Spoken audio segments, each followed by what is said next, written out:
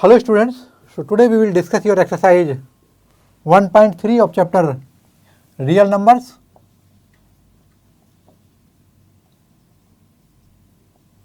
And this is your exercise 1.3. But before going to the exercise, I would like to discuss you some concepts about this exercise. And so we will go to the concept of real numbers, that is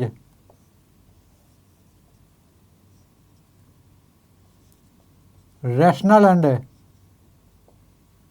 irrational number. जो rational number होते हैं ये होते हैं इन form of p upon Q. यहाँ पर P and Q जो हैं ये इंटीजर हैं and P and Q are को प्राइम। अब यहाँ जो मैंने वर्ड यूज किया को प्राइम, तो को प्राइम का मतलब क्या है? तो को प्राइम वे दो इंटीजर होते हैं जिनके बीच में कोई भी कॉमन फैक्टर ना हो rather than 1। Example 2 and 3, 3 and 4, 4 and 5। तो यदि ऐसा कोई भी नंबर मैं लूँ तो इसमें आप देखेंगे कि सिर्फ 1 ही कॉमन फैक्टर है, बाकी कोई कॉमन फैक्टर नहीं है। और जिनको हम पी अपॉन क्यू की फॉर्म में नहीं लिख सकते, और एक और ध्यान रखें क्यू नॉट इक्वल टू 0, तो वे जिनको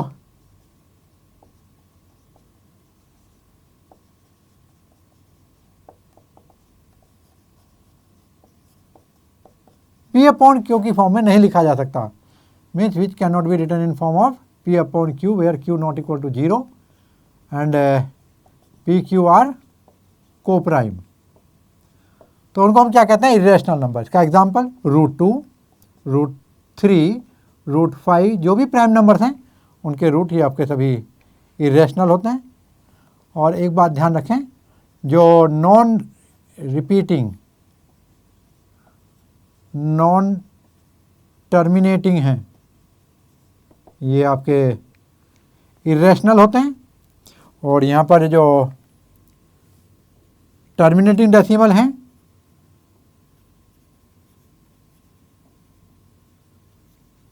और नॉन टर्मिनेटिंग बट रिपीटिंग वाले जो होते हैं ये भी आपके रैशनल नंबर में आते हैं।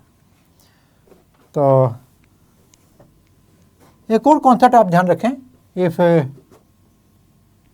मैं यहीं दे दूं आपको फैक्ट में, तो यहाँ पे हम एक्सरसाइज शुरू कर लेंगे। If A is a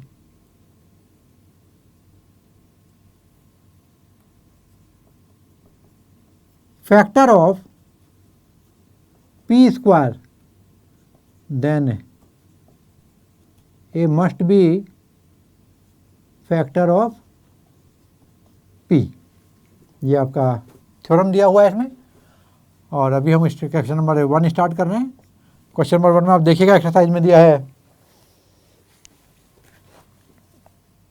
prove that √5 is irrational. हमें प्रूफ करना है टू प्रूव √5 इज इरेशनल। तो इसके लिए हम कॉन्ट्राडिक्टरी मेथड यूज करेंगे, जहाँ पर हम √5 को पहले रैशनल लेकर के सोल्व करना शुरू करेंगे और फिर हम कहीं ऐसी जगह पहुँचेंगे जो कि इम्पॉसिबल है, तो वहाँ पे कॉन्ट्राडिक्शन आएगा। इसका मतलब हमारी अजम्पशन रॉन्ग थी, तो हम वापस लौट के कहेंगे कि नहीं √5 रैशनल नहीं है, इरेशनल है। तो this method is called contradictory method. तो सी पहला क्वेश्चन में देखिए आपने दिया है यहाँ पर इन्होंने √5 इज रैशनल हमें प्रूफ करना है। तो लेट √5 इज रैशनल, और यदि ये रैशनल है so we can write √5 in form of p upon q where q not equal to 0 and p and q are coprime. यहाँ पर को प्राइम का मतलब क्या है? यदि ये सपोज करो 4/6 है तो इसको हमने कॉमन फैक्टर जो था 2 उससे काट दिया है, तो ये 2/3 लिखा जाएगा। तो 4/6 नहीं मिलेगा, पी एंड क्यू आपके 4/6 नहीं हो सकते, क्योंकि ये रेदर देन 1 इसमें 2 भी कॉमन फैक्टर था, तो इट शुड बी 2/3। तो इस तरह से होना चाहिए, इसमें कोई भी आपका कॉमन फैक्टर रेदर देन 1 नहीं होना चाहिए। तो यहाँ पे रेदर देन 1 जो 2 कॉमन फैक्टर तो हमने हटा दिया है और ये आपका को प्राइम वाली फॉर्म हुई। तो पी की वैल्यू हम यहाँ पर 4 और क्यू की वैल्यू 6 ना लेकर के पी की वैल्यू 2 और क्यू की वैल्यू 3 लेंगे। इसका मतलब ये हुआ। तो ये हमारा पी अपॉन क्यू की फॉर्म में लिखा गया, तो इसका मतलब ये हुआ implies √5 equal to p upon q. Squaring both side 5 equal to p square by q square. तो यहाँ लिखेंगे आप लोग क्रॉस मल्टीप्लाई करेंगे तो p square equal to 5 q square implies 5 is a factor of p square and therefore 5 must be a factor of p। Equation number 1 ये जो हमने यहाँ पर आपको फैक्ट बताया था और ये आपके थ्योरम में प्रूफ भी करके दिया हुआ है बुक में। तो अभी आप यहाँ देखेंगे again, so let p equal to 5r where r is an integer। Squaring both side करें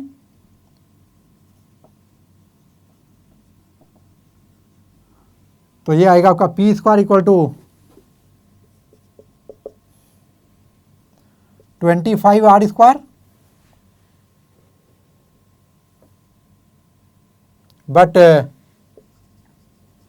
P square equal to 5 q square आपको दिया हुआ है यहाँ पर। इसको एक्सरसाइज इक्वेशन 1, इसको इक्वेशन नंबर 2 लिखो। तो यहाँ पर हम इसको लिंक कर देंगे फ्रॉम इक्वेशन नंबर 1 इम्प्लाइज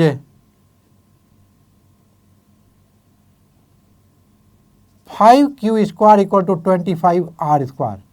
दोनों तरफ यहाँ पे पी स्क्वायर है तो यहाँ पर आपका इन दोनों को इक्वेट कर सकते हो। इम्प्लाइज 5 5 या 25 तो ये जाएगा q square equal to 5r square.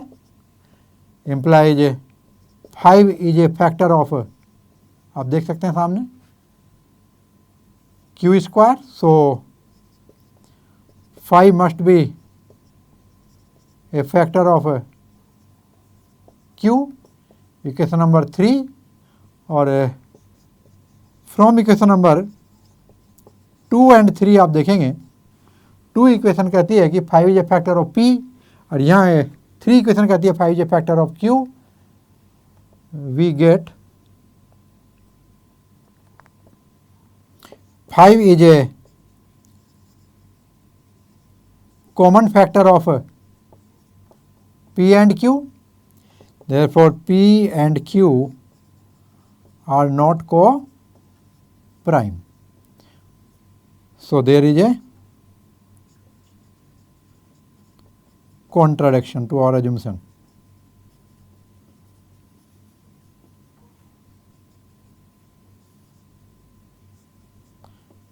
So our assumption get wrong। हमने क्या माना था, 5 रैशनल माना था और वो तब पॉसिबल था जब 5 हमने रैशनल माना था। √5 हमारा पी अपॉन क्यू की फॉर्म में था जहाँ पी और क्यू क्या थे हमारे को प्राइम, बट यहाँ पर ये को प्राइम नहीं निकले, ये दी आर नॉट को prime. Therefore our assumption is wrong and hence √5 is a irrational। So this is the way you have to perform your solution for question number 1। और अभी आप क्वेश्चन नंबर 2 की तरफ जाएंगे। प्रूव दैट, यहाँ पर 2 prove कर देता हूँ इसको। 3 + 2 √5 इज इरेशनल। तो यहाँ पर कॉन्ट्राडिक्टरी मेथड ही यूज करेंगे, प्रूफ कर रहे हैं। देखिए, let 3 + 2 √5 is rational, therefore we can write it in form of p upon q where p and q are co-prime integer और Q नॉट इक्वल टू 0। तो यहाँ पर देखेंगे आप लोग, ये हो जाएगा 2√5 equal to P by Q minus 3, that's equal to P minus 3Q upon Q, और ये हो जाएगा आपका √5 equal to P minus 3Q upon 2Q, जिसको आप लिख सकते हो P by 2Q minus 3Q by 2Q, मतलब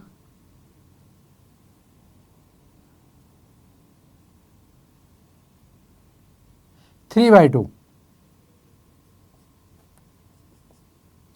√5 equal to P by 2Q minus 3/2. Here P and Q are integers,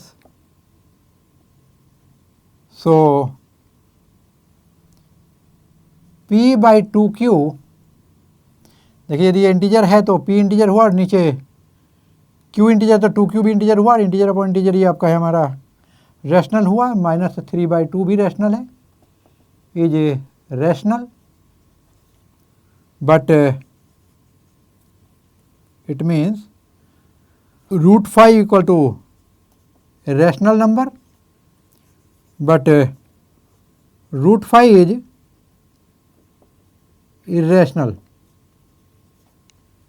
So there is a contradiction.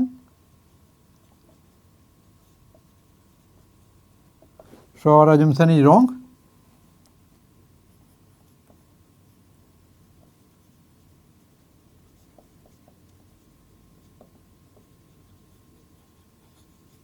And therefore क्या हमने assume किया था कि ये नंबर क्या है, रैशनल, तो ये एक्चुअल में हमारे ये रॉन्ग हुआ, तो क्या हुआ, इसका रिजल्ट आएगा 3 + 2√5 is rational.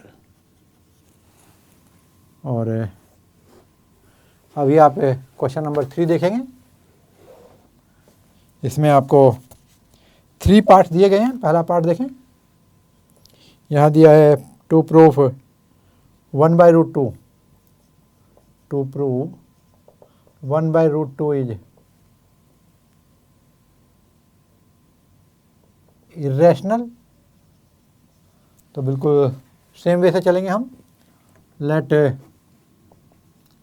1/√2 is rational, therefore 1/√2 can be written in form of P upon Q, where P and Q are co-prime integers। और यहाँ पर आप देखेंगे जब 1/√2 को आप ऊपर नीचे √2 से मल्टीप्लाई करेंगे तो यहाँ पर ये P अपॉन Q, तो यहाँ पर देखेंगे आप √2/2 equal to P upon Q, और लिख सकते हैं कि √2 इक्वल टू, इसको ऊपर ले जाओ राइट साइड में, तो ये 2P अपॉन Q हो जाएगा। As P and Q are integers,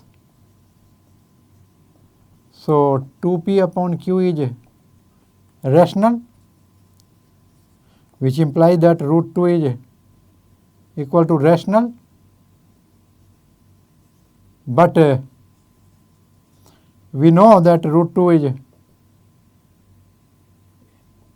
irrational, so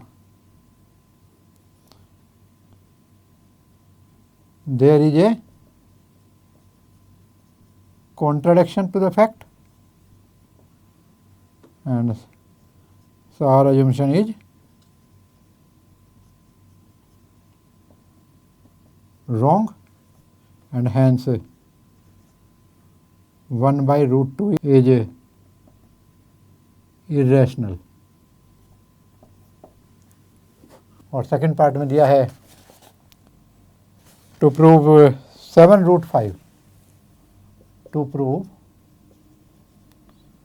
7√5 is irrational। तो इसको कैसे शुरू करेंगे, यहाँ पे लेट 7√5 इज रैशनल, ये तरह प्रूफ करेंगे हम लोग। तो implies या therefore से शुरू करें 7√5 equal to P upon Q हम लिख सकते हैं where P and Q are integer such that Q not equal to 0 and P and Q are co-prime, which implies that root 5 equal to P upon 7Q as P and Q are integers. So P भी integer है और 7Q भी integer, तो P by 7Q is rational, which implies that root 5 equal to क्या हुआ right side में rational, but we know the fact that root 5 is irrational. So there is a contradiction to this fact. So our assumption is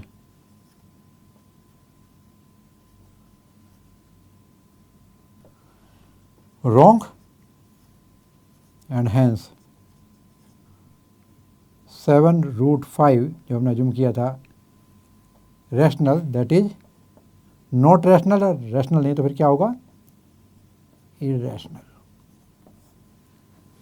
और अब ये next part है आपका third part of the question, और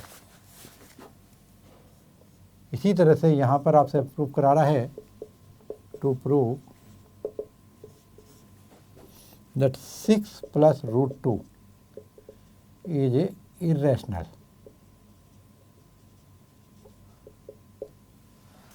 तो यहाँ पर भी हम लेंगे लेट, स्टार्ट करते हैं यहाँ से प्रूफ. तो ये होगा let 6 + √2 is rational, therefore we can write 6 + √2 equal to P upon Q, where P and Q are co-prime and Q not equal to 0, implies √2 equal to कितना हो जाएगा P upon Q -6, as P and Q are co-prime integers. So P भी integer और Q भी integer, तो P by Q आपका rational हुआ और -6 भी रैशनल है, तो रैशनल माइनस रैशनल रैशनल हुआ यहाँ पर. Therefore √2 क्या होगा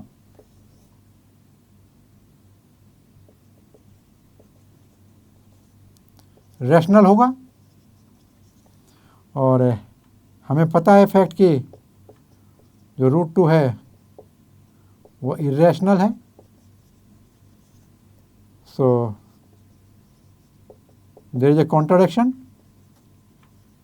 टू दिस फैक्ट कि √2 आपका इरेशनल है, यहाँ तो इरेशनल हुआ. सो और जो शन is wrong, and hence assume क्या किया था आपका जो रॉन्ग हो गया हमारा, रैशनल लिया था, तो 6 + √2 is irrational.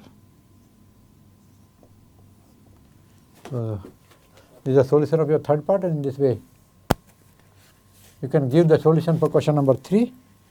This was your exercise 1.3 for real number.